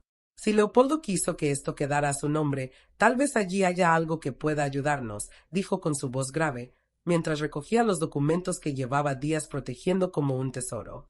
Dejamos a Camila bajo el cuidado de una mujer de confianza de don Tomás, una señora mayor que había sido nana de sus hijos. Salimos temprano, con el corazón latiendo a 1000 por hora. Mientras conducíamos, mi mente no dejaba de imaginar que podría encontrar un escondite con más pruebas, una carta póstuma, o tal vez solo un terreno vacío. Llegamos tras casi 1 hora a un camino de terracería rodeado de arbustos secos y algunos pinos altos. El lugar se sentía aislado, pero también tenía un aire de paz que contrastaba con el caos que había dejado atrás. Al fondo, oculta entre la maleza, descubrí una pequeña cabaña de madera. Me quedé sin aliento al verla. Estaba intacta, como si alguien la hubiera mantenido lista para mi llegada. Abrí la puerta con la llave que venía atada al contrato y un olor a madera vieja me envolvió. Dentro, todo estaba sorprendentemente limpio. Sobre una mesa de roble, encontré un sobrecolor vino con mi nombre. Lo abrí con manos temblorosas y descubrí varias fotos de Fernanda adolescente reuniéndose a escondidas con un hombre mucho mayor que ella, el mismo que aparecía en los archivos del investigador privado de Leopoldo. Junto a las fotos había un USB etiquetado como verdad final. Nos miramos con don Tomás y entendimos que esas imágenes podían demostrar que Fernanda mentía desde hacía años, y que su obsesión por el dinero y el control no era reciente, sino una sombra que la había acompañado casi toda su vida. Antes de marcharnos, revisé cada rincón de la cabaña. Encontré latas de comida en perfecto estado, agua embotellada y una pequeña caja fuerte empotrada bajo el piso. Dentro, había joyas antiguas, un fajo de billetes y otro sobre, esta vez dirigido a Camila. Sentí que el corazón se me desgarraba. Leopoldo no solo pensó en protegerme a mí, sino también en asegurar el futuro de nuestra nieta. Guardé todo con cuidado y salimos de la cabaña mientras las primeras gotas de lluvia comenzaban a caer sobre el techo de madera. El sonido del agua golpeando las hojas era casi hipnótico, pero mi mente estaba lejos de la calma. Sabía que lo que llevaba conmigo era dinamita pura que podría destruir las mentiras de Fernanda para siempre. En el camino de regreso, don Tomás me advirtió que debíamos actuar con precaución. Esto es un arma de doble filo, María Eugenia. Si lo usamos sin la estrategia correcta, Fernanda podría voltear la historia y presentarse como víctima de un espionaje o una persecución. Asentí con la mirada fija en la carretera, sintiendo como el peso de cada decisión me hundía un poco más. Al llegar a la casa segura, corrí a abrazar a Camila. Ella me rodeó con sus bracitos como si supiera que mi corazón estaba en 1000 pedazos. «Te extrañé, abuela», me dijo con un hilo de voz. «Yo también, mi amor. Pero pronto todo esto terminará», le prometí, aunque en el fondo sabía que la guerra solo se volvía más peligrosa. Esa noche, revisamos el contenido del USB. Incluía grabaciones de audio de conversaciones telefónicas entre Fernanda y Esteban, donde discutían cómo declararme incapaz, transferir mis propiedades a nombre de empresas fantasmas y enviarme a un asilo en otro estado. También había correos electrónicos en los que Fernanda hablaba con abogados corruptos para acelerar trámites y evitar que yo pudiera defenderme. Cada palabra era como un puñal en el corazón. Don Tomás me miró con seriedad. Con esto no solo podemos desmentir sus acusaciones, sino llevarla a juicio por fraude, extorsión y abuso emocional. Al mismo tiempo, comprendí el peligro en el que estábamos. Si Fernanda descubría que había encontrado esas pruebas, podía hacer cualquier cosa. Miré a Camila dormida en el sillón, con su osito entre los brazos, y supe que no podía fallar. Mientras don Tomás preparaba las copias de seguridad del material, sentí un frío en la nuca que me hizo girar la cabeza. Por la ventana del segundo piso, vi un destello de luz como el de un lente de cámara apuntando directamente hacia nosotros. Me lancé hacia el interruptor y apagué todas las luces. Sabía que nos estaban vigilando, y que cada minuto que pasaba sin actuar podía ser el último. Sabía que la oscuridad era mi única aliada cuando apagué las luces y me acurruqué junto a Camila en la habitación trasera de la casa segura. Podía escuchar mi propio corazón retumbar como un tambor en el silencio, cada latido un recordatorio de que el peligro estaba cada vez más cerca. Afuera, el viento movía las ramas de los árboles, creando sombras que danzaban como espectros en las paredes. Me asomé apenas por la cortina y volví a ver el destello, un punto de luz intermitente que se movía lentamente entre los arbustos. No podía ser casualidad. Alguien nos estaba vigilando, tal vez grabando cada movimiento que hacíamos, buscando una oportunidad para atacar o para demostrar que yo no estaba en condiciones de cuidar a Camila. El miedo me oprimió el pecho como un puño de hierro, pero no podía dejarme paralizar. Don Tomás subió las escaleras con el rostro desencajado y el arma que guardaba en el maletín en la mano. María Eugenia, tenemos que salir de aquí ahora mismo. No sabemos cuántos son ni qué planean. Desperté a Camila con suavidad. Sus ojitos se abrieron, asustados al ver la tensión en nuestras caras. ¿Nos van a hacer daño?, preguntó con voz temblorosa. No mientras yo esté contigo, le prometí, aunque en el fondo la certeza me abandonaba por momentos. Recogimos los documentos, las memorias USB y algo de ropa mientras don Tomás hablaba por teléfono con un contacto suyo en la policía que confiaba plenamente. Acordaron un punto de encuentro en un estacionamiento de supermercado abierto las 24 horas. Allí habrá patrullas para escoltarnos a un lugar más seguro, explicó. Salimos por la puerta trasera y nos internamos en el pequeño bosque que rodeaba la casa. Cada crujido bajo nuestros pies me hacía contener la respiración. Sostenía la mano de Camila con fuerza, mientras don Tomás avanzaba unos metros delante con la linterna apagada, usando solo la luz tenue de la luna para orientarse. Cuando por fin llegamos al camino de grava donde habíamos dejado el coche, sentí que podríamos escapar. Pero justo cuando íbamos a subir, un motor rugió en la distancia. Dos faros aparecieron al fondo del camino, iluminando la noche como cuchillos de luz. Nos lanzamos detrás de un árbol mientras un coche negro pasaba despacio, buscando entre los arbustos con un reflector manual. Mi corazón latía tan fuerte que pensé que podrían oírlo desde el vehículo. Esperamos hasta que el coche se perdió en una curva antes de correr al auto. Don Tomás arrancó con un chirrido de llantas y tomamos la carretera sin mirar atrás. En el asiento trasero, Camila lloraba en silencio mientras yo la abrazaba. No te preocupes, mi niña. Estamos juntos. Eso es lo único que importa. Le repetía como un mantra, más para convencerme a mí misma que para calmarla. Al llegar al estacionamiento iluminado del supermercado, dos patrullas nos esperaban con las luces encendidas. Varios oficiales rodearon el coche al verlo llegar. Uno de ellos, un hombre de cabello entrecano con uniforme impecable, se presentó como el comandante Salazar. Don Tomás me explicó la situación. A partir de ahora, contarán con protección policial. No permitiré que nada les suceda.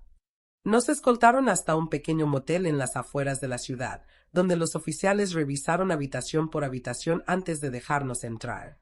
Aunque era un sitio modesto, con paredes de pintura descascarada y sábanas ásperas, se sintió como un refugio inexpugnable comparado con el terror de la noche anterior. Esa madrugada apenas dormí. Miraba el techo mientras recordaba cada momento de los últimos días.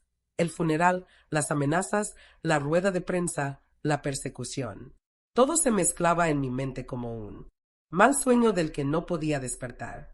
Pero cada vez que me invadía el pánico, me obligaba a recordar que tenía las pruebas que Leopoldo había preparado para protegerme y que, por primera vez en mucho tiempo, no estaba sola. A la mañana siguiente, el comandante Salazar nos informó que habían detectado un coche similar al que nos siguió merodeando por la zona de la casa segura. Era cuestión de tiempo antes de que Fernanda y Esteban descubrieran que habíamos escapado. No podemos quedarnos mucho tiempo en el mismo lugar, advirtió. Don Tomás aprovechó el respiro para reunirse con el juez de lo familiar, al que entregó la evidencia del fraude y las grabaciones de las conversaciones entre Fernanda y Esteban. Cuando regresó, traía el rostro iluminado como no lo había visto en semanas. María Eugenia, el juez ordenó suspender de inmediato cualquier procedimiento de custodia iniciado por Fernanda y le otorgó a usted la custodia provisional de Camila mientras se investiga a su hija, anunció. Me senté en la cama, aturdida. Era la primera buena noticia en mucho tiempo, pero también sabía que esta victoria solo aumentaría el odio de Fernanda. Esa tarde, mientras me preparaba para explicar todo a Camila de la forma más dulce posible, recibí un mensaje de un número desconocido. Abrí el celular con el corazón encogido. Te crees invencible, pero aún no sabes lo que somos capaces de hacer. Las manos me temblaron tanto que casi dejé caer el teléfono. Era una guerra, y acababa de cruzar un punto sin retorno. Nunca había sentido el sabor amargo de la victoria como aquella mañana en que me informaron que me habían otorgado la custodia provisional de Camila. La noticia llegó como un rayo de luz en la oscuridad, pero mi mente no podía celebrar. Sabía que Fernanda no se detendría ante nada. Mientras sostenía la orden del juez entre mis manos, me di cuenta de que ese papel no solo representaba un triunfo, sino también un motivo más para que mi hija redoblara sus ataques. Tenía que mantenerme más alerta que nunca. Esa misma tarde, don Tomás y el comandante Salazar se reunieron conmigo en la habitación del motel para planear el siguiente paso. Fernanda y Esteban no se quedarán de brazos cruzados. Necesitamos pruebas que los hundan sin lugar a dudas, dijo el abogado con el ceño fruncido. Fue entonces cuando recordé las grabaciones del USB hallado en la cabaña. Había un archivo en particular, etiquetado como plan final, que aún no habíamos revisado. Con las manos temblorosas, conecté la memoria a la laptop y reprodujimos el audio. La voz de Fernanda sonaba nítida, como si estuviera en la misma habitación. En cuanto mamá firme, la internamos. Luego ponemos la casa a nombre de la empresa de Esteban. La vendemos en 2 meses y nos vamos a España. Con el dinero podremos empezar de cero sin esa vieja controladora. Mi corazón se rompió al escucharla hablar de mí como si fuera un estorbo. Cada palabra era un puñal, pero también era la evidencia irrefutable de su plan. Don Tomás apretó los labios, conteniendo la rabia. Con esto, Fernanda podría enfrentar cargos por conspiración y tentativa de fraude agravado, explicó. El comandante Salazar asintió. Presentaremos esto al Ministerio Público. Pero deben saber que cuando ella sepa que la estamos denunciando, se volverá más peligrosa. A pesar del terror que me producía esa idea, entendí que había llegado el momento de actuar. No podía seguir huyendo eternamente. Debía enfrentar a mi hija y demostrar que no tenía miedo.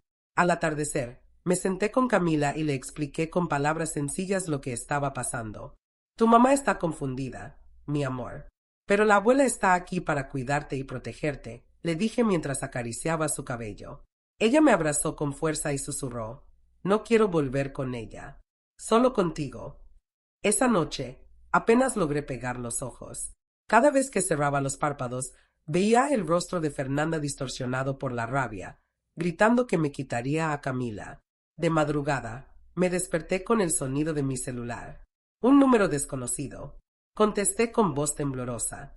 Del otro lado, una voz masculina dijo con calma aterradora, no importa dónde se escondan. Siempre sabemos dónde están.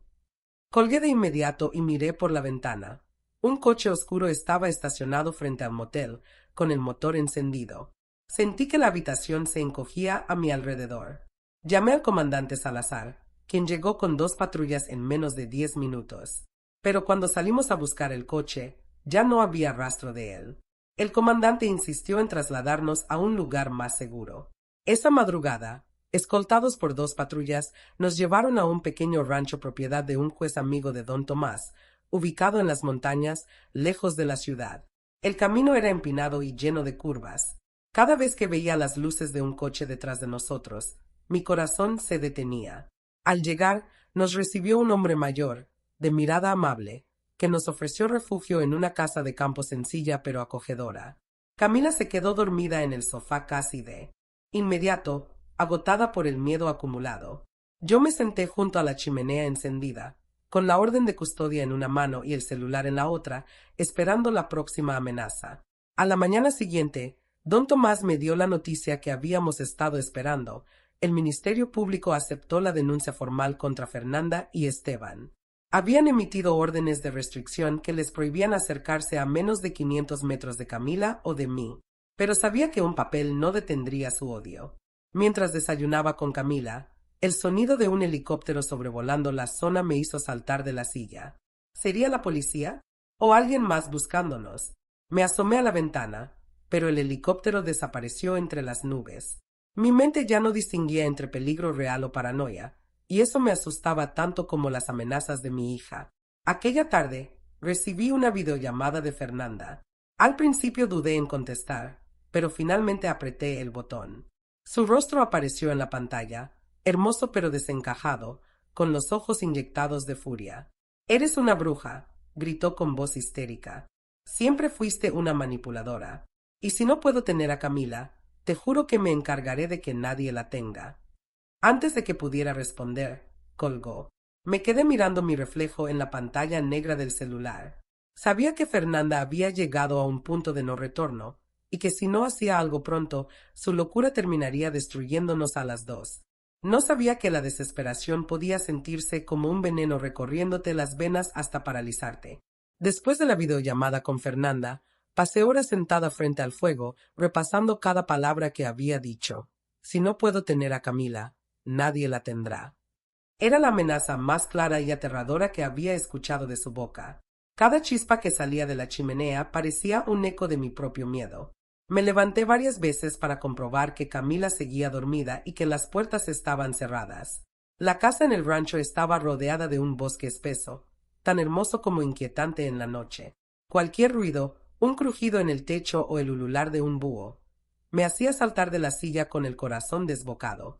Don Tomás apareció en el umbral cuando el sol ya se asomaba tímidamente entre los árboles. Su expresión era una mezcla de alivio y preocupación. «Acabo de recibir noticias del juez», dijo. «Las autoridades están investigando a Fernanda y a Esteban.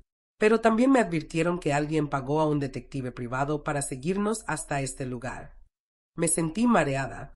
«¿Cómo supieron que estábamos aquí?», pregunté con la voz quebrada.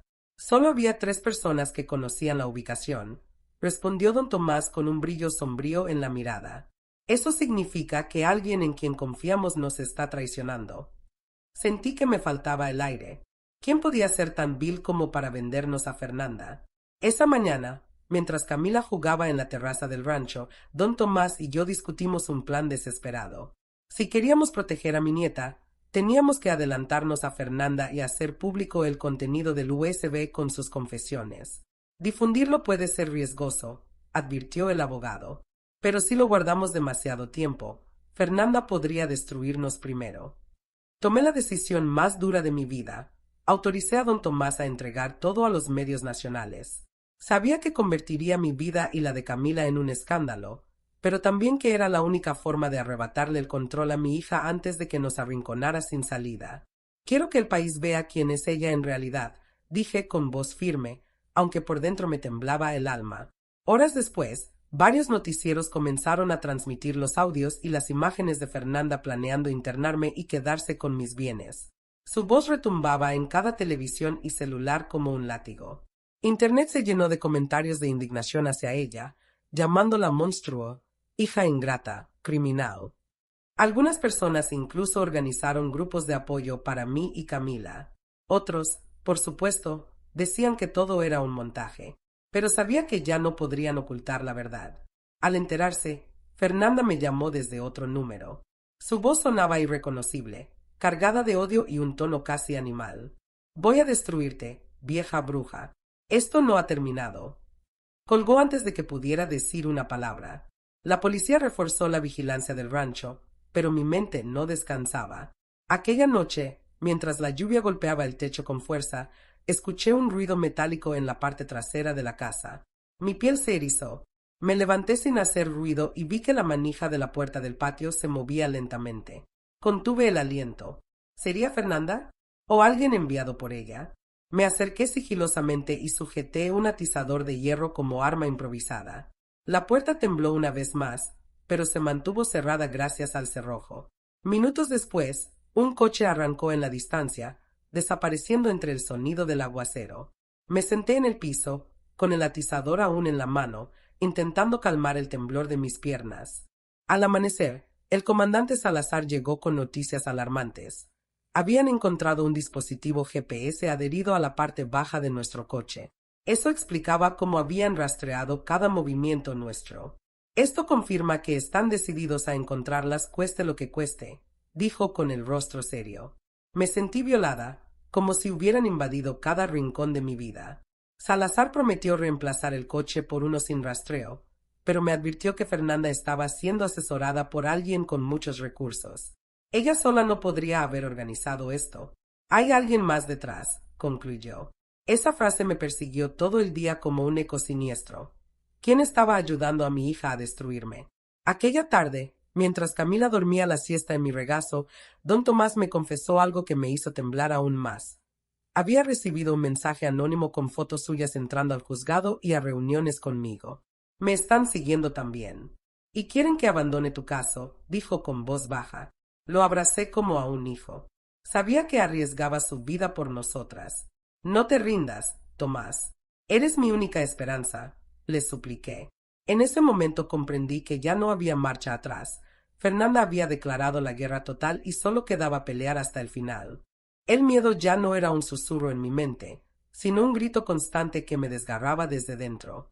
Aquella tarde, mientras Camila jugaba con su muñeca en la alfombra del rancho, recibí una notificación que hizo que mi corazón se detuviera por un segundo. Alguien había intentado acceder a mi cuenta bancaria en línea desde una dirección IP desconocida. Entré al portal con manos temblorosas y comprobé que varias transferencias habían sido bloqueadas por el sistema de seguridad. Fernanda estaba intentando vaciar mis cuentas, incluso antes de que se resolviera el juicio. Sentí que el mundo se desmoronaba bajo mis pies. ¿Cómo podía mi propia hija odiarme tanto como para dejarme en la calle mientras me perseguía como a una delincuente?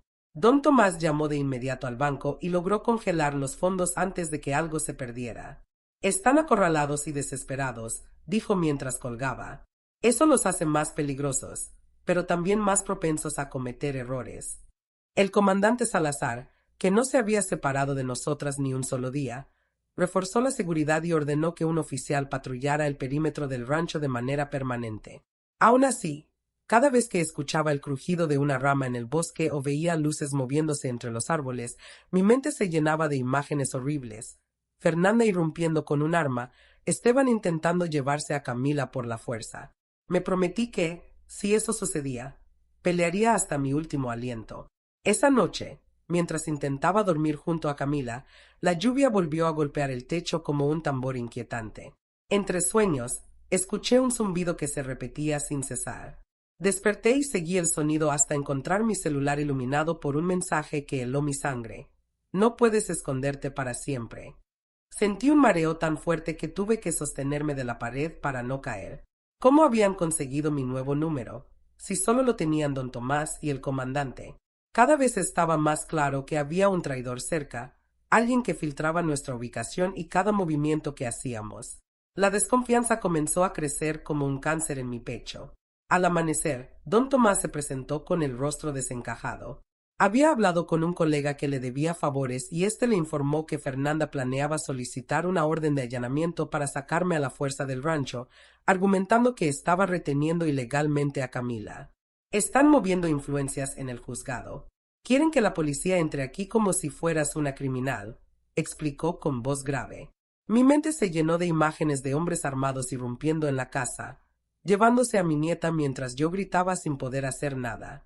Era una pesadilla de la que no podía despertar.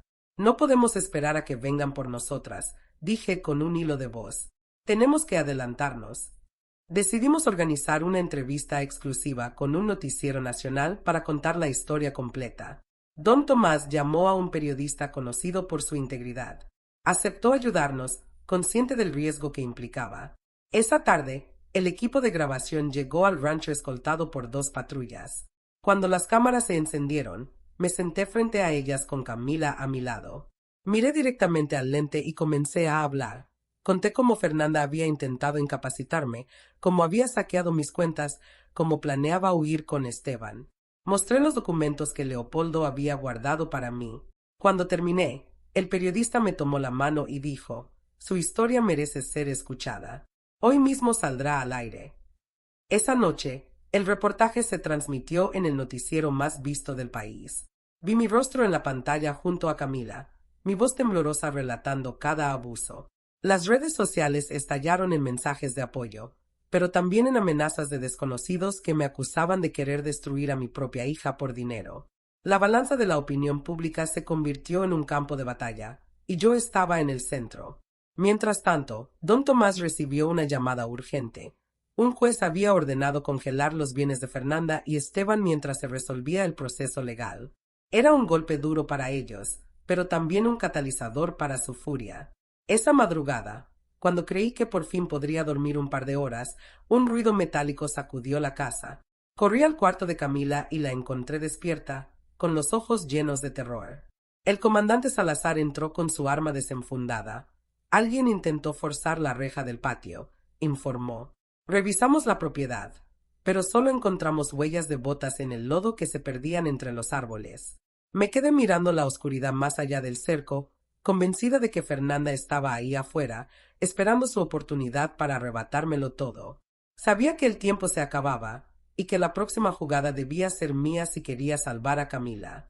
Pensé que nada podía aterrarme más que los mensajes amenazantes y los intentos de allanamiento, pero el verdadero horror llegó cuando, al despertar esa mañana, Camila no estaba en su cama.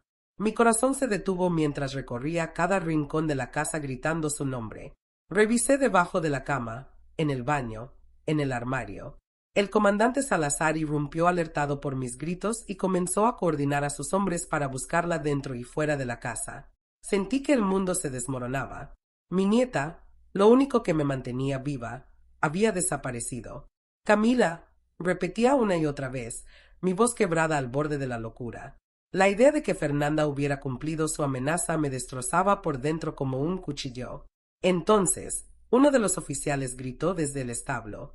Corrí con todas mis fuerzas y encontré a Camila acurrucada entre las pacas de heno, abrazando a su osito con tanta fuerza que sus nudillos estaban blancos. Temblaba y tenía los ojos hinchados de tanto llorar. Me escondí porque tuve una pesadilla.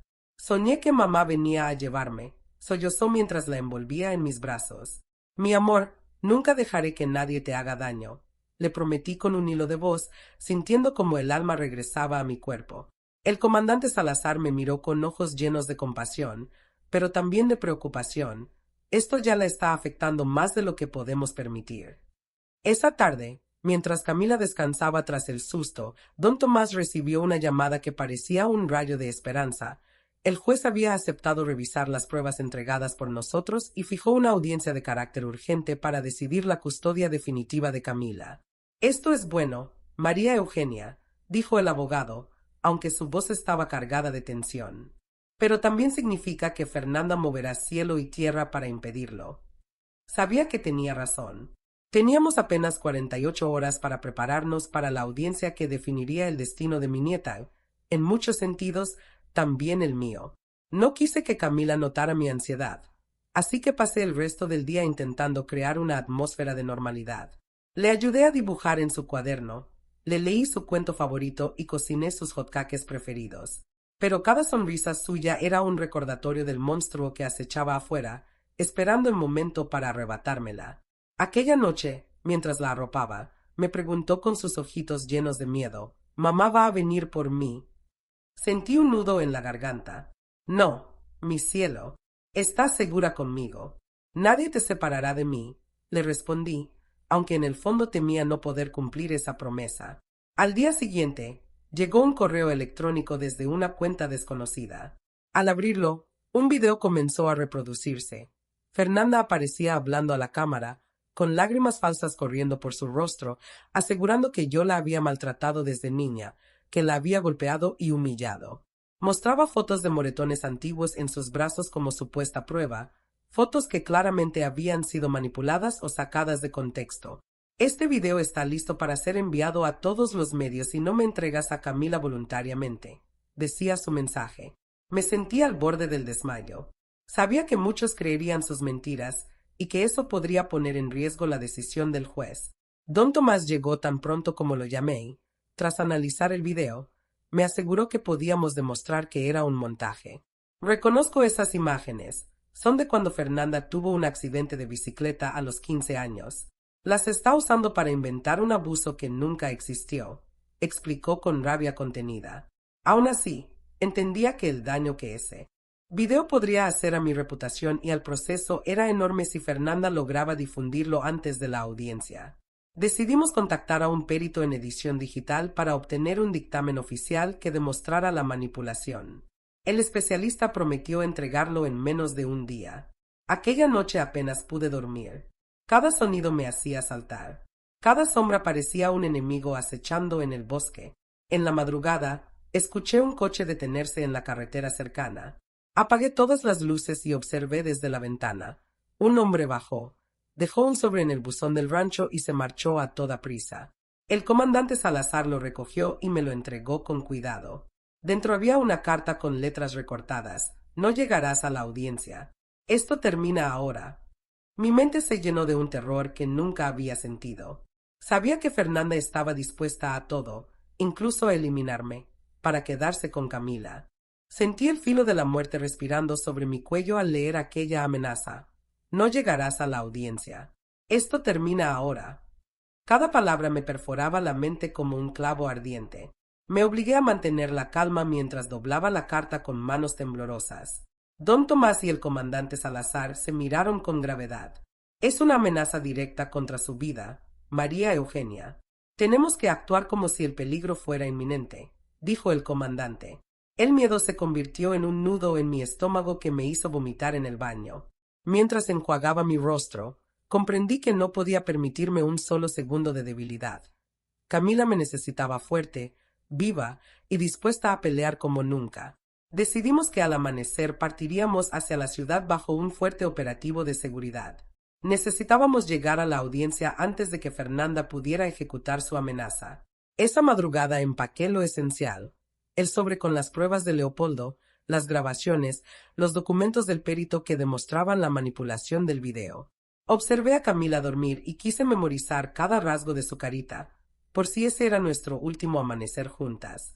Me senté a su lado toda la noche, rezando en silencio para que Dios nos protegiera. Cuando salió el primer rayo de sol, el comandante nos hizo señas de que era hora de salir.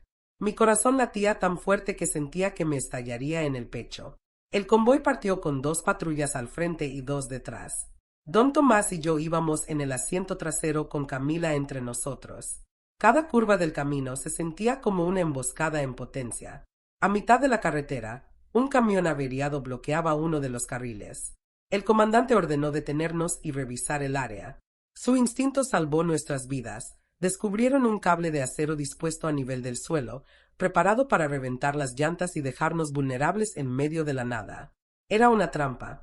Al vernos escoltados, los hombres que estaban ocultos entre los árboles huyeron. Ellos sabían que vendríamos por este camino, dijo Salazar con el rostro endurecido. Esto confirma que alguien cercano sigue filtrando información. Finalmente llegamos a la ciudad, agotados y con los nervios en carne viva. El juzgado estaba rodeado de periodistas que esperaban cubrir el enfrentamiento entre madre e hija. Cuando bajé del coche, los flashes me cegaron. Sujeté la mano de Camila y caminé con la cabeza en alto. Por más que me temblaran las piernas, no podía mostrar miedo. Dentro del juzgado, Fernanda ya estaba sentada junto a Esteban. Al verme, su mirada se clavó en mí como un puñal. Su expresión era una máscara de desprecio y superioridad. Su abogado parecía confiado, seguro de que podrían doblegarme como tantas veces en el pasado. Pero esta vez era diferente. Yo no estaba sola ni dispuesta a rendirme. La audiencia comenzó con el juez repasando las acusaciones. Fernanda expuso su versión con una actuación digna de un premio. Habló de maltratos inventados, de supuestas crisis nerviosas mías, mostró el video manipulado. Cada palabra suya era un golpe, pero me mantuve firme, aferrada a la mano de Camila. Cuando llegó mi turno, entregamos al juez el dictamen del perito, las grabaciones originales y las pruebas del fideicomiso que Leopoldo dejó para Camila. Al ver los documentos, el juez alzó las cejas y comenzó a leerlos en voz alta. La sala se sumió en un silencio tan profundo que solo se escuchaba mi respiración entrecortada. Fernanda palideció al escuchar las grabaciones de su propia voz planeando incapacitarme. Sus manos comenzaron a temblar, y Esteban le murmuraba algo al oído mientras ella lo miraba con desesperación. Cuando el juez terminó de revisar las pruebas, levantó la vista y habló con voz solemne. La evidencia presentada demuestra un intento sistemático de fraude y abuso emocional en contra de la señora María Eugenia.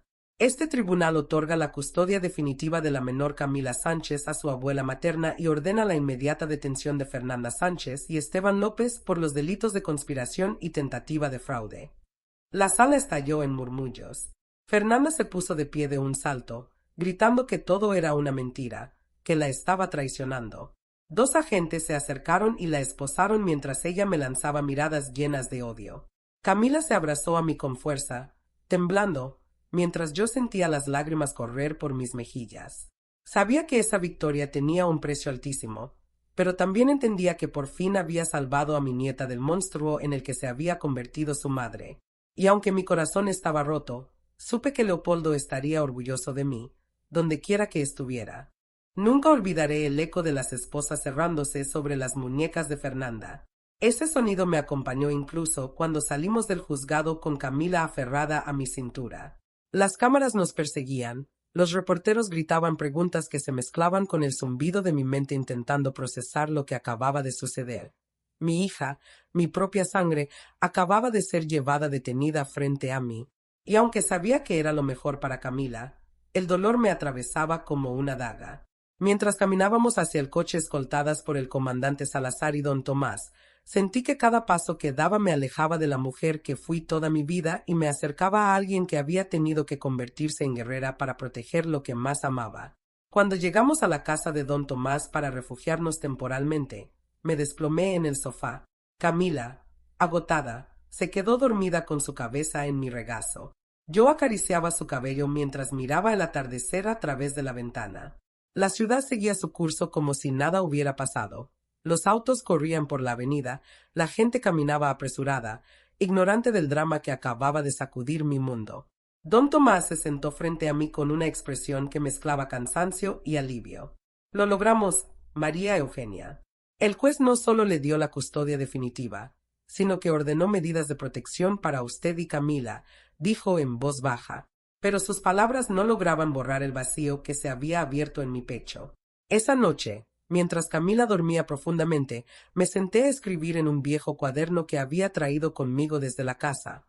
Necesitaba poner en palabras todo lo que habíamos vivido, como si al hacerlo pudiera exorcizar el miedo y el dolor acumulados. Escribí sobre las amenazas, las noches sin dormir, el momento en que casi pierdo a Camila en el establo, la desesperación de sentir que el enemigo estaba en todas partes. Cada palabra era una herida abierta, pero también una cicatriz en proceso de sanación. Al terminar, cerré el cuaderno con manos temblorosas y lo guardé en un cajón. Algún día, cuando Camila sea mayor, quiero que sepa toda la verdad, pensé mientras la observaba respirar plácidamente. Al amanecer, recibimos una llamada del comandante Salazar. Fernanda y Esteban habían sido trasladados a un penal preventivo. Sus abogados intentaban apelar, pero las pruebas eran tan contundentes que ningún juez se atrevía a concederles libertad provisional. La noticia se propagó rápido por los medios, y mi historia se volvió un símbolo de resistencia para muchas mujeres que vivían situaciones similares. Comencé a recibir mensajes de desconocidas agradeciéndome por mi valentía, contándome sus propias historias de abuso y manipulación. Cada testimonio me recordaba que no estaba sola y que, aunque el precio había sido alto, nuestra lucha estaba dando esperanza a otras familias. Sin embargo, no todo era alivio. Don Tomás me advirtió que Fernanda aún podría intentar vengarse desde la cárcel, usando contactos o aliados que había cultivado durante años. Debe mantener los ojos abiertos, María Eugenia. Esta guerra aún no termina del todo, me dijo con gravedad. Decidimos que lo mejor sería mudarnos temporalmente a otro estado, lejos de los reflectores, para que Camila pudiera empezar de nuevo sin el peso del escándalo sobre sus pequeños hombros. El comandante nos ofreció ayuda para organizarnos y trasladarnos con seguridad. Acepté con el corazón dividido. No quería dejar atrás el lugar donde había compartido toda mi vida con Leopoldo, pero comprendía que ya no era seguro. Antes de partir, visité la tumba de Leopoldo. Me arrodillé sobre la tierra fría y acaricié la lápida como si pudiera sentir su mano sobre la mía. Lo logré, mi amor. Nuestra nieta está a salvo, susurré mientras las lágrimas caían sobre las flores frescas que había llevado.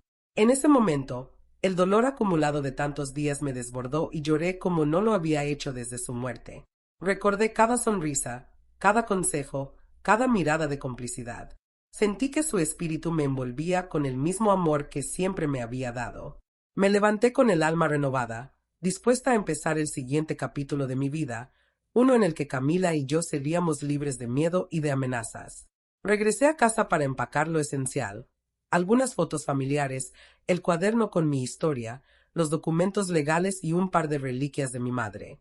Miré la casa por última vez y sentí una mezcla de nostalgia y alivio. Al cerrar la puerta, supe que no estaba abandonando mi hogar, sino dejando atrás el dolor que me habían obligado a soportar. Mientras el coche arrancaba rumbo a nuestro nuevo destino, tomé la mano de Camila. A partir de hoy, seremos felices, mi amor. Nadie volverá a separarnos, le prometí con el corazón latiendo lleno de esperanza. El camino hacia nuestra nueva vida se extendía ante mí como un libro en blanco lleno de promesas y miedos. Conducíamos por la autopista al amanecer, mientras el sol teñía el cielo de un naranja intenso que me recordaba que, a pesar de todo el horror vivido, seguía aquí, aferrada a Camila. Cada kilómetro que nos alejaba de la ciudad me daba un poco de paz, pero también me hacía consciente de que nunca volvería a ser la misma mujer que un día creyó que el amor de una madre bastaba para mantener a una familia unida. Camila, en su silla trasera, canturreaba bajito mientras jugaba con su osito, ajena a la tensión que me invadía con cada coche que pasaba junto a nosotros. Cada retrovisor se había convertido en mi centinela, cada sombra en un posible enemigo. Cuando llegamos al pequeño pueblo donde don Tomás había encontrado una casa de alquiler para nosotras, sentí un alivio extraño al ver sus calles tranquilas, casi detenidas en el tiempo. Era un sitio donde la vida parecía transcurrir despacio, sin el bullicio ni la prisa de la ciudad, y eso me hacía soñar con la posibilidad de darle a Camila la infancia que le habían intentado arrebatar. El dueño de la casa, un hombre amable de cabello canoso, nos recibió con una sonrisa que me recordó a Leopoldo. Aquí estarán seguras, aseguró mientras me entregaba las llaves. Quise creerle con todas mis fuerzas, aunque sabía que los fantasmas de lo vivido no desaparecerían tan fácil. Esa noche, mientras acomodaba nuestras pocas pertenencias, me asomé por la ventana y contemplé el jardín iluminado por la luna. Camila dormía profundamente en su nueva cama, abrazada a su osito con una tranquilidad que hacía días no le veía. Me senté junto a ella y acaricié su frente, prometiéndome que nunca más permitiría que el miedo dominara nuestras vidas. Pero mi mente no dejaba de repasar cada detalle de los últimos días: la audiencia, la mirada desquiciada de Fernanda, las amenazas que aún sentía respirando en mi nuca. ¿Realmente estábamos a salvo? ¿O era solo una tregua antes de la siguiente tormenta? Al amanecer, recibí una llamada de don Tomás. Su voz sonaba cansada, pero también satisfecha. María Eugenia, quería informarle que Fernanda y Esteban han sido trasladados a un penal federal.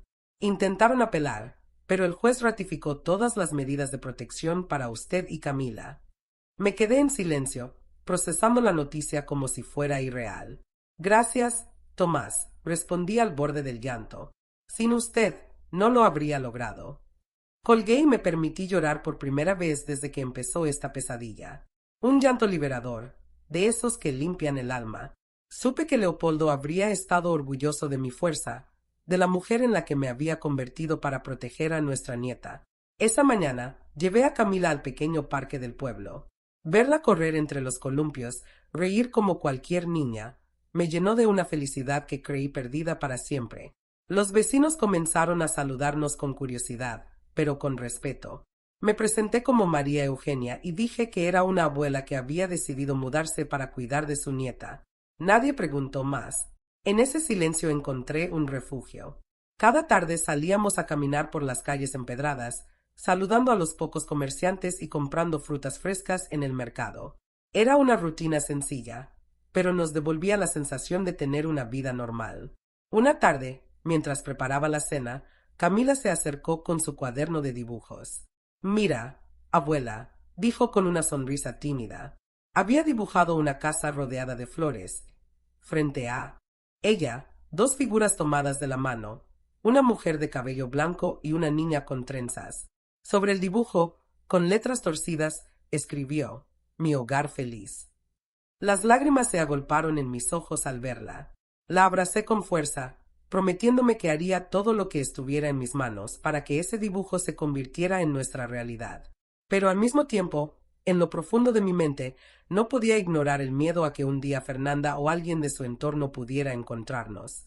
Al caer la noche, me senté en la cama con Camila a mi lado. Le leí su cuento favorito, y al terminar, me miró con esos ojos que tanto me recordaban a Leopoldo. ¿Ya estamos a salvo, abuela?, preguntó con voz suave. Respiré hondo, acaricié su mejilla y le respondí con la verdad más pura que podía ofrecer. Sí, mi amor. Aquí estamos a salvo. Y aunque la vida quiera ponernos más pruebas, siempre te protegeré. Aquella noche, mientras la escuchaba dormir, entendí que la calma que tanto habíamos anhelado finalmente nos abrazaba. Pero también supe que debía mantenerme vigilante, porque los lazos rotos con Fernanda eran heridas que tardarían mucho en cerrar por completo. El silencio de aquella madrugada se sentía distinto. Era un silencio lleno de promesas, pero también cargado de cicatrices que el tiempo tardaría en sanar. Me levanté antes de que saliera el sol, incapaz de dormir, y caminé descalza por la casa nueva mientras la brisa fresca se colaba por las rendijas de las ventanas. Cada paso resonaba como un recordatorio de todo lo que habíamos dejado atrás: la casa familiar, los recuerdos felices y también los gritos, las amenazas, el miedo constante. Me acerqué a la cama donde Camila dormía profundamente y la observé con el corazón lleno de gratitud. Por primera vez en mucho tiempo, su sueño era tranquilo, sin sobresaltos ni pesadillas. Y supe que aquello valía más que cualquier riqueza. Preparé café y me senté en el porche mientras el amanecer pintaba el cielo de tonos rosados. Saqué el cuaderno donde había escrito cada detalle de nuestra historia, desde el funeral de Leopoldo hasta la última noche en el rancho. Las palabras se habían convertido en mi refugio, mi manera de entender el caos. Acaricié la tapa del cuaderno y decidí que algún día se lo entregaría a Camila, cuando fuera lo suficientemente mayor para comprender todo lo que habíamos vivido. Quería que supiera que no solo luché por ella, sino también por mí misma, para recuperar mi voz, mi dignidad y la fuerza que creí perdida tras años de soportar silencios y desprecios. A media mañana, mientras colgaba la ropa en el jardín, recibí una llamada de don Tomás. Su voz sonaba relajada por primera vez en semanas. María Eugenia, solo quería avisarle que el juez ratificó la custodia definitiva y extendió la orden de protección por tiempo indefinido. No podrán acercarse a ustedes aunque salgan en libertad. Aquellas palabras me hicieron temblar de alivio. Le agradecí entre sollozos, sintiendo que, al fin, un capítulo oscuro se cerraba para siempre. Después de colgar, me senté en el pasto con Camila, que corría a mi alrededor riendo. Su felicidad era tan contagiosa que por un instante sentí que todo el dolor había valido la pena. Poco a poco, comenzamos a construir nuestra nueva rutina. Inscribí a Camila en una escuela pequeña, donde los maestros nos recibieron con cariño y comprensión. Cada mañana la acompañaba hasta la puerta y me quedaba un momento observando cómo saludaba a sus compañeros con timidez. Después regresaba a casa y me ocupaba del jardín, sembrando flores que me recordaban a las que Leopoldo adoraba. Me gustaba pensar que él estaría orgulloso de ver cómo intentaba hacer de aquel lugar un hogar lleno de amor y esperanza. Cada tarde, al recoger a Camila, la abrazaba con fuerza, agradeciendo a Dios por darnos un día más juntas. Los vecinos comenzaron a conocernos y nos integraron poco a poco en la comunidad. Compartíamos recetas, historias y tardes de café en los portales. Me sorprendió descubrir lo bien que me hacía conversar con otras mujeres que también habían tenido vidas difíciles. Sentía que, de alguna forma, nos sanábamos unas a otras. Un sábado por la tarde, el sacerdote del pueblo vino a bendecir nuestra casa a petición de una vecina. Mientras rociaba agua bendita y murmuraba oraciones, sentí una paz tan profunda que no pude evitar llorar. Era como si cada rincón de la casa se limpiara de los fantasmas del pasado, como si por fin pudiéramos empezar de nuevo. Una tarde, Camila regresó del colegio con una carta en la mochila. Era un dibujo suyo, lleno de corazones y flores, acompañado de un mensaje que me derritió el alma. Gracias por salvarme, abuela. Te amo. Apreté aquel papel contra mi pecho, sintiendo como cada lágrima que caía era un paso más hacia la sanación. Sabía que el camino seguiría siendo largo, que los recuerdos dolorosos volverían de vez en cuando, pero también comprendí que ya no estaba sola ni indefensa. Había aprendido a defender mi lugar en el mundo, a proteger lo que amaba y, sobre todo, a perdonarme por no haber sido perfecta. Al anochecer, mientras Camila dormía abrazada a su osito, salí al porche y miré las estrellas. Pensé en Fernanda, en cómo una hija tan amada pudo convertirse en mi peor pesadilla. Me pregunté si algún día lograría perdonarla en mi corazón. Tal vez, cuando pasara el tiempo y las heridas dejaran de sangrar, podría abrir una puerta al perdón. Por ahora, solo podía agradecer que Camila estuviera a salvo y que yo hubiera encontrado fuerzas para salvarnos a ambas. Respiré profundo y, por primera vez en mucho tiempo, sentí que el futuro nos pertenecía.